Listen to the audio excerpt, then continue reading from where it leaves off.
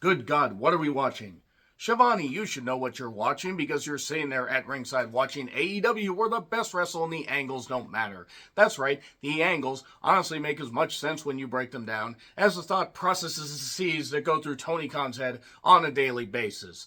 But nevertheless, let's just get into it because there is so much to dive into, so many issues, so little time. Let's go. I'm John Renton with my review of AEW Fright Night Dynamite from the Wolfenstein Center in Cleveland, Ohio. Yeah, I know it's the Wolfenstein Center. I don't care. And by the way, in case my voice sounds just a little bit rough, brief bout with the flu. I apologize, but I wanted to power through this and I wanted to do this review. And I'm going to be perfectly honest here, guys. I almost turned the show up multiple times, and I will explain why, because there were things I liked on the show. There were things I was looking forward to. This show had a 12-minute overrun. A 12-minute overrun for 4 matches. And the more you try to process these angles or try to figure out what goes through Tony Khan's head, the more you're just going to absolutely go insane. So anyway, the building holds around 13,600. They had about 3,500 people there, according to WrestleTix. You know what? They made quite a bit of noise. I'll say that much. So we get spooky music and opening video package. Adam Cole, baby, and Buddy Matthews, Swerve and Shelton, and bring their own form of terror. Well, the real form of terror was Tony Khan's booking. I'm going to say that I'm glad I went to WrestleDream, but I'm going to say once again, he probably killed Washington State as a goddamn market.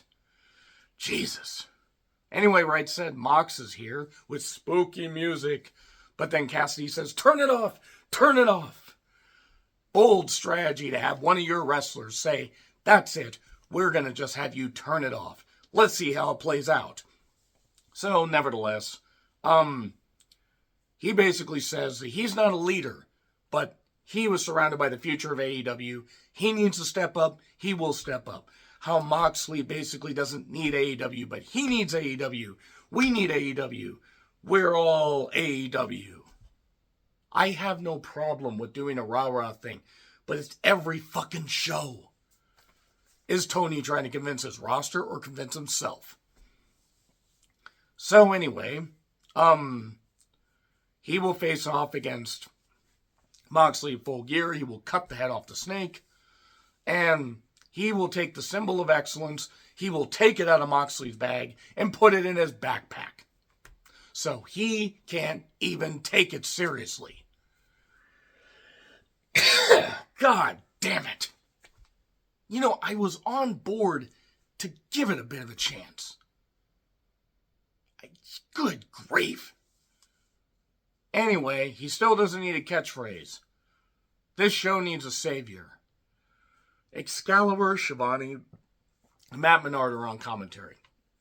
I respect Shivani for all that he did. Excalibur is rotten. Menard is one of the worst commentators I have heard in a while. And I'm factoring in WWE. I'm factoring in GCW. He is terrible. Renee was all over this show. She saw Mercedes and Camille. Mercedes is the biggest bust they have in the women's division, not named Saraya. So, Adam Cole, baby, and Buddy Matthews had a match where, look, you're stretching believability. The ship has sailed on Cole. Bless him. He's trying. I'm glad he's able to walk. But I guarantee you, he is going to powderize within 6 months. And he tested the ankle early. Buddy hit a superplex after the break. Cole then immediately hit a neck breaker.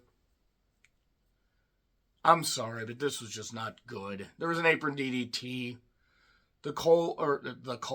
Adam Cole gets checked on by the doctor, and then Buddy says, oh, the new Adam Cole's a little bitch like a bitch. And then a stomp for 2, and this went forever. We got the leg buckling. We got a powerbomb. We got a stomp for 1. And then MJF watches on from a pre-tape. Obviously, he is not watching this live. There's no way. And then we got one Panama Sunrise inside, one Panama Sunrise outside, and we got the boom kick 1, 2, 3. And then a show of respect, lights out. Here's Malachi suddenly shaking his hand. Hi, I'm here. Renee is then with Daniels. Daniels talking about Private Party. I let Frankie Kazarian down, and now he's not here anymore. Yeah, Frankie Kazarian's doing some good stuff in TNA from what I've seen. And Private Party vowed to win the tag titles. Adam Cole's getting checked. He's coming for MJF. He says, I blame you for thinking that we could ever work. This whole thing is convoluted and stupid. Cole's injury didn't help it. Even if he hadn't gotten injured, you know what good it would have done? Zero. It would have done zero good. It was doomed to fail. So, Callis comes out, says Kyle Fletcher has something to say. Kyle Fletcher calls out Ospreay, and then here's Mark Davis. Yay. I'm glad Mark Davis is healthy. I totally forgot about him. And I don't even know you. I don't know you. And then Fletcher basically says you're going to have to make a decision. The decision I'm making is I'm about ready to write off about half this roster. Here's Hangman. He will face Jay at Full Gear. He is trying to convince himself of this. You will go for the leg, but maybe I'll go for the head, or I'll choke out your friends in front of you, or I'll set you on fire. I was ready to set this Right Said Mox stuff on fire. They come out from some room, and then back from break. Now, mind you, they all follow out, and Shafir and Mox are the last two. And then suddenly, Shafir and Mox are walking from the bowels of the building, and then we see Pac, Yuta, and Claudio sitting there like they're going to start doing the fucking West Side Story thing. And then Mox says, one day you will understand what I'm trying to do. I understand what he's trying to do. I just don't fucking care. I have gone now to the point where I don't want to see anything with Mox.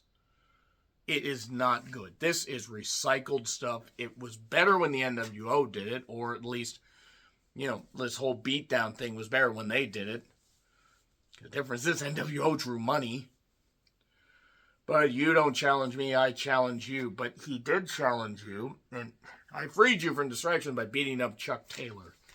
Chuck Taylor, who I don't think anybody even in his inner circle of family cares about him. But this is, I have, prodded you, and I have pushed you, and I'm ready to push this goddamn company into the goddamn wood chipper. So then Cassidy runs down when they try to knock Yuta out with a goddamn chair and Pillmanize his neck. Because remember, Yuta and him used to be part of the best friends. And then the Dark Order shows up. And then suddenly, rappelling from the ceiling is Darby, but he can't unhook himself, so he's just on a cable doing this. This is so fucking bad. Like, that was cool that he, went down, but Jesus Christ. My God, good God, what are we watching, is what Shivani said. And I genuinely think that Shivani might not know what he's watching, or might not care what he's watching. So then Top Flight and Private Party, by the way, who have a tag match later.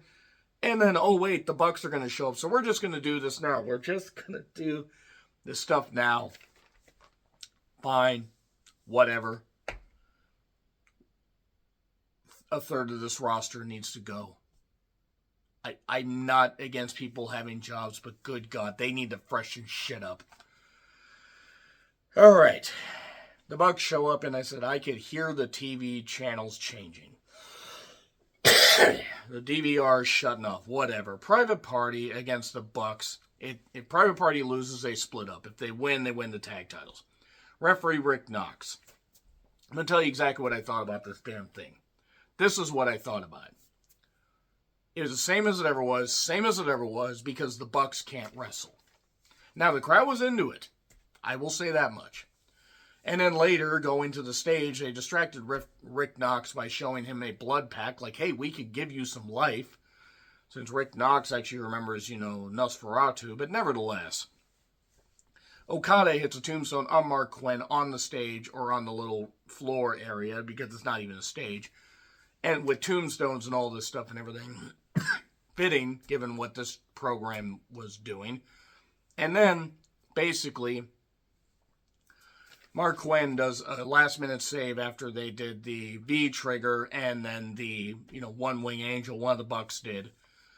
And then eventually they hit the gin and juice, 1, 2, 3. So, okay, Private Party won the tag titles. Congratulations, Tony. You did something you should have done 5 fucking years ago. And they should have done it at the pay-per-view. Because I think the people would have popped a whole lot more, and you probably would have sent the people home a little bit happier than you ended up sending them. And then the Bucks present the tag titles to them. So the Bucks, after laying out Tony Khan along with Jungle Jack Perry and Okada just a few months before, might be turning face. This is, at least that's what I thought. Why is Jamie Hayter dressed like Daphne? Jinkies. I know that Daphne didn't say that, but Jesus Christ, Jamie Hayter. She's going to mop the floor with Penelope Ford. I've seen a movie like that before. So anyway, a package on Swerve and Shelton. Before that, I'll be right back. Alright, sorry, I had to take just a brief time out, but yeah, the package on Swerve and Shelton. They are taking this seriously. Cool. At least they're featuring Shelton like a star. People are like, oh, Shelton's almost 50. Shelton can outwork most of the goddamn roster and looks like an athlete. So Jericho's group shows up on the stage. I kept thinking, it'd be really nice if Jericho was under one of those tombstones along with his stupid wife that was part of the insurrection attempt. By the way, I'm going to make one more plea to y'all. Y'all better vote smartly if you want this country to keep rolling in a positive direction.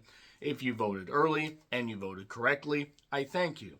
If you have to wait until election night, election day, whatever, stay safe, stay vigilant, and let's just vote and move on. And if we want to maybe try to, I don't know, mix the parties in 2028, let's do that. Get rid of Trump, get rid of his thought process, and let's go back to normal. So anyway, then, Jericho's group is on the stage. I don't know what they said. I don't fucking care what they said, because unless it's Jericho's death rattle, I don't care. And then Mariah May and Anna Jay package. Marvez is still here. Jack Perry says some stuff to Daniel Garcia. Brandon Cutler is shredding documents. They can't even take this shit seriously. Why is Brandon Cutler still there?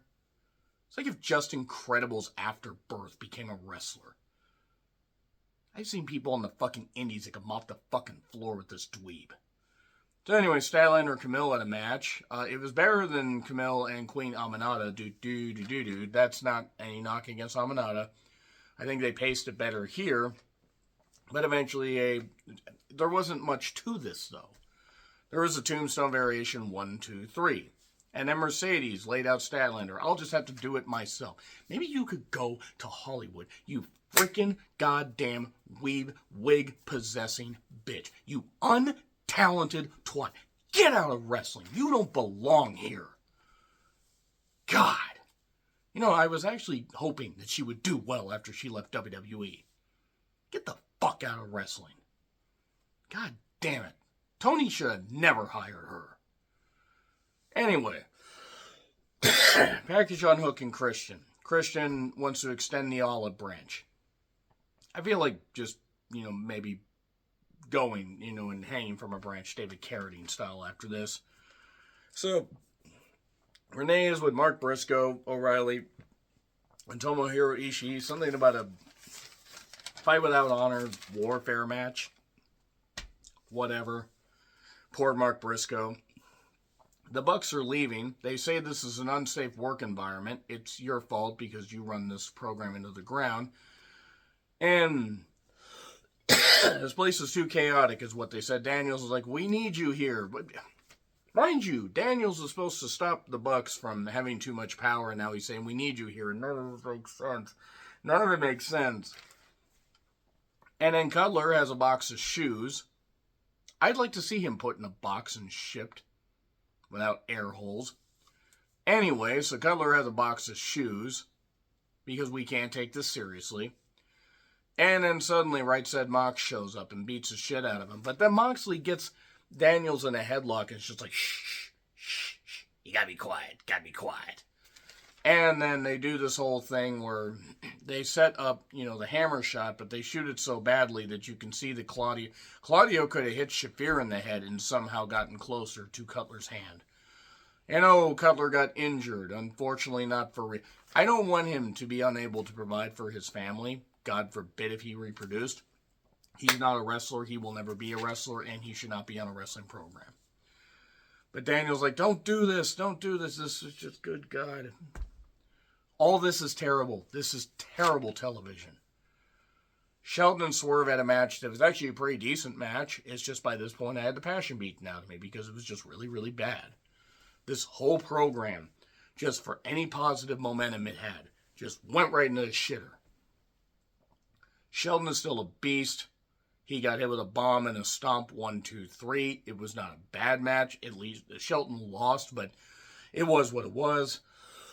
The lights go out, early, and then the lights go out, and then music starts, and it's Lashley, and then we get a beatdown. We basically get Nana getting choked out by MVP. We get Shelton and Lashley laying out Swerve. And then security runs in, Indy security, and they get laid out. And that was good. It's just a shame it took us that long to get to it. But, business, we're back in business. So they're going to be the Hurt Syndicate, apparently. That's good. That's a good name. It's a good twist. With just keeping the normal thing. But yeah, I'm going to go right now just to this final word. I'm probably going to start reviewing Dynamite the next morning, unless there is an actual reason, unless I'm awake enough on a Wednesday night / early Thursday morning after work. And also, if Dynamite doesn't improve, I am going to start just going to reviewing the occasional big Dynamite or just reviewing the pay-per-views. Because it is getting really, really hard to sit through this. I've already cut out a lot of WWE Weekly stuff. Tony Khan is driving wrestling fans away. And the ratings and the attendance indicates that. That being said, let me know your thoughts in the comments. Like, share, subscribe, Twitter handle in the description. I'm John Ricklin. I'll see you soon.